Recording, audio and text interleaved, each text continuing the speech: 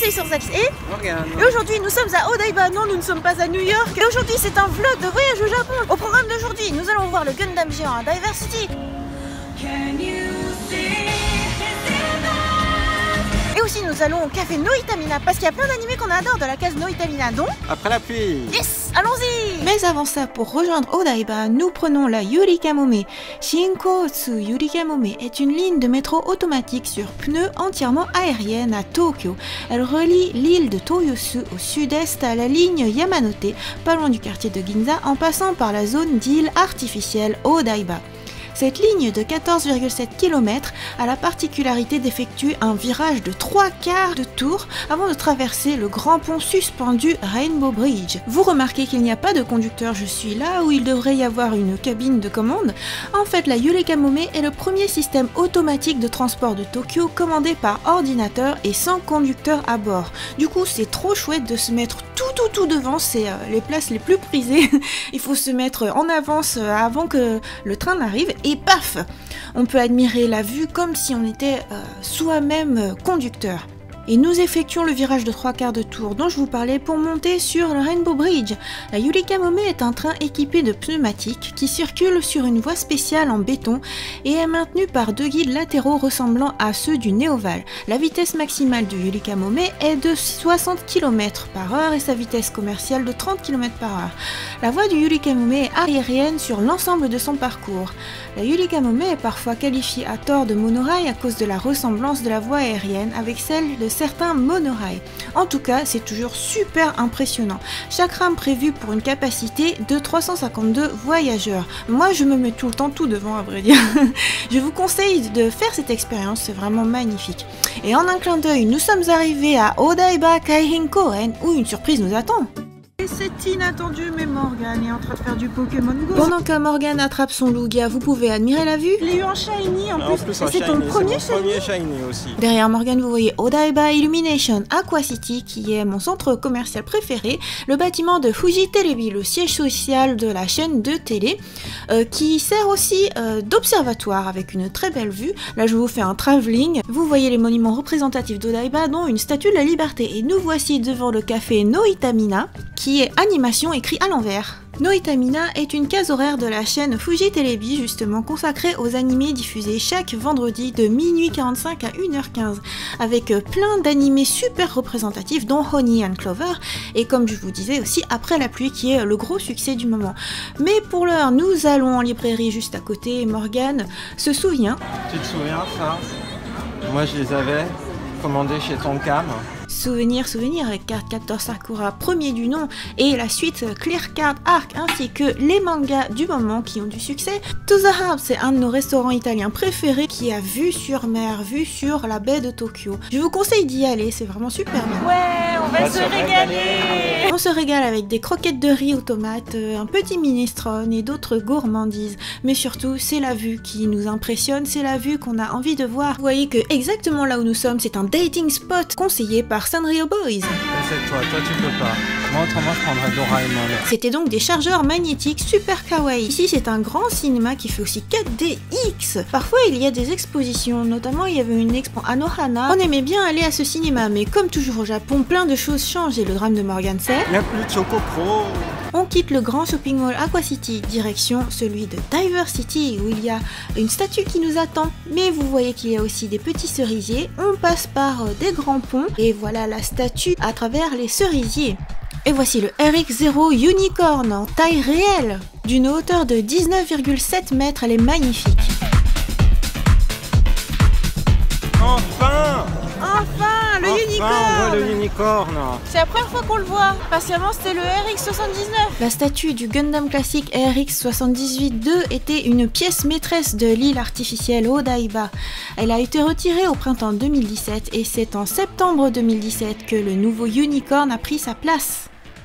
Spécificité de cette statue par rapport à son prédécesseur, elle peut basculer en deux modes, le mode unicorn normal et le mode destroy, que je vous montrerai dans cette vidéo. En fait, Rosalie, elle pense que je suis en train de me photographier alors que je suis en train de la filmer. Elle s'est bien fait avoir. Oui. Je vous montre le unicorn sous toutes ses coutures, y compris avec de jolies tulipes. Au moment où on filme cette vidéo, il y a un festival des tulipes, c'est rigolo. Il y a un aspect nature et en même temps, avec cette île artificielle, c'est tout simplement magique. Voici un des spectacles, parce qu'il y a plusieurs spectacles, de jour, au coucher du soleil et aussi de nuit, avec illumination, projection mapping.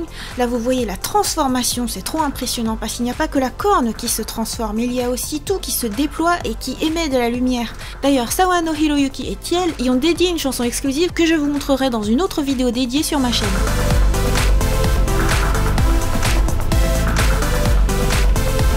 Et juste à côté du Gundam géant, il y a le Gundam Café. Il y a une de mes gourmandises préférées là-bas. De retour dans le flow de la journée, nous passons au Gundam Café qui est juste à côté. Je vous montrerai aussi le Gundam Café de Akihabara. Ici c'est déjà pratique parce qu'au rez-de-chaussée il y a l'essentiel. Ils font des chargeurs et ils font aussi des coques iPhone 10. Des coques iPhone 10, c'est quand même remarquable. Il y a aussi des coasters, des serviettes, des t-shirts, des peluches. Il y en a une que j'ai déjà dans mon décor d'ailleurs si vous reconnaissez dans mes vidéos. Plein de biscuits avec des halo en forme de takoyaki, c'est trop mignon, des dédicaces, affiches de la nouvelle série Gundam Build Divers, des vêtements Strict G qui sont très classe, très chic, qu'on peut porter dans la vraie vie, des superbes mugs et vaisselle, et on choisit. Et voilà.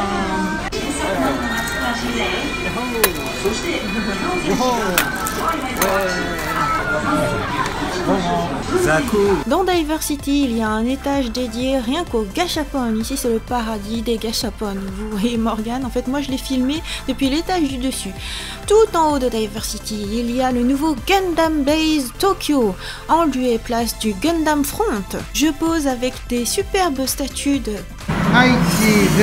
Gundam Build Fighters. Et vous remarquez que Iorisei a bien son gunpla, mais il y en a un dans la bande qui n'a pas son gunpla, et d'ailleurs je me demande s'il a disparu volontairement ou si quelqu'un le lui a chippé.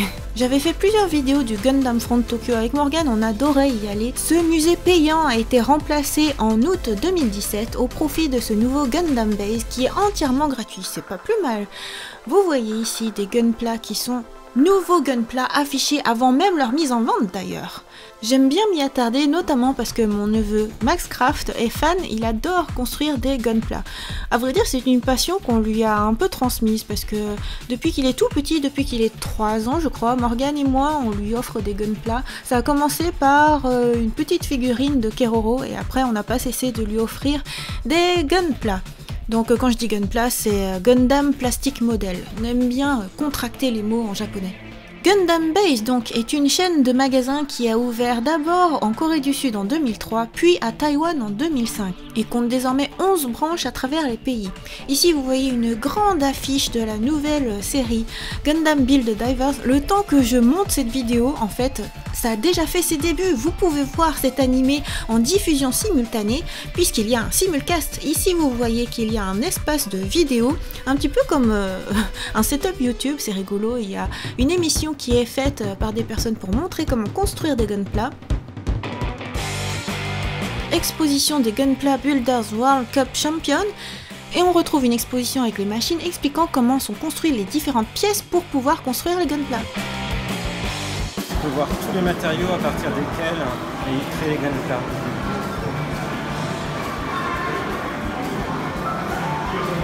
D'ailleurs, ils expliquent tout comment ça a été créé, à partir des images originelles, concepts, et puis ensuite les différentes parties de sa configuration.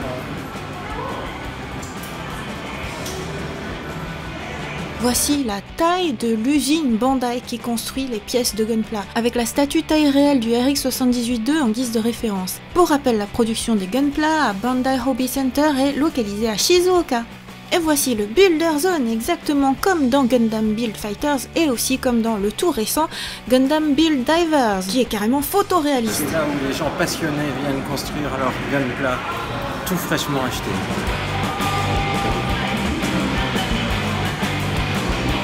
De l'importance de la peinture, ici c'est le Painting Zone où vous pouvez customiser encore plus chacune de vos pièces et donner de la brillance à vos gunpla.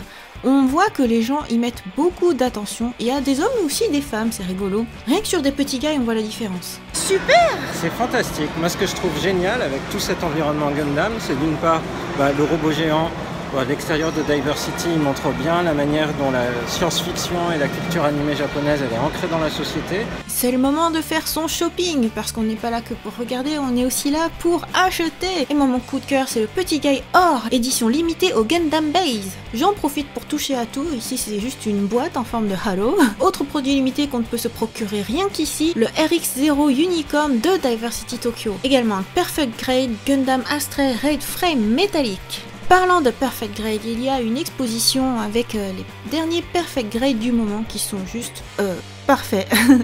C'est tellement trop beau, c'est incroyable. Après ça coûte un certain prix, hein, mais le niveau de détail vaut le détour. Ok, on y va. Et enfin je me lance pour ma toute première construction. Voilà. Ça y est, il a changé le mode. C'est le coucher du soleil, voici le Unicorn en mode nuit. On est là. On est bel et bien là. Hé hé, nous voilà. Il est sublime. Et on retourne au Gundam Base parce qu'après ce premier Beer Guy, j'ai trop envie d'en construire un autre. Ou plutôt Morgan a envie d'en construire un lui aussi. Il faut dire qu'il y a beaucoup de choix en termes de Beer Guy. Et voici le shopping du jour. La passion Gundam. Et la nuit est bien tombée, c'est mon spectacle préféré, celle avec la chanson exclusive Cage. Et je vous ai beaucoup parlé de Gundam, mais nous sommes aussi fans de Evangelion. Décidément, en termes de mecha, on a le choix. Et nous tombons donc sur une collaboration entre GU, la marque GU, et Evangelion. Oh, c'est trop magnifique. Moi j'ai pris la superbe veste et Morgane se fait une sélection de t-shirts et de pyjamas. Rhabillé pour les prochaines chroniques animées. Voilà, c'est ça. La tour de Tokyo illuminée au loin, le Rainbow Bridge, Odaiba, c'est magnifique. Nouveau défi. Dernière construction de Petit Guy, version argent par Morgane.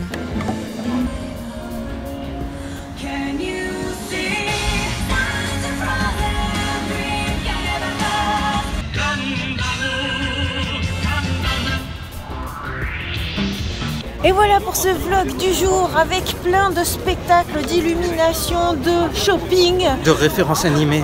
Et on focus sur le Gundam. Bye bye. Bye bye.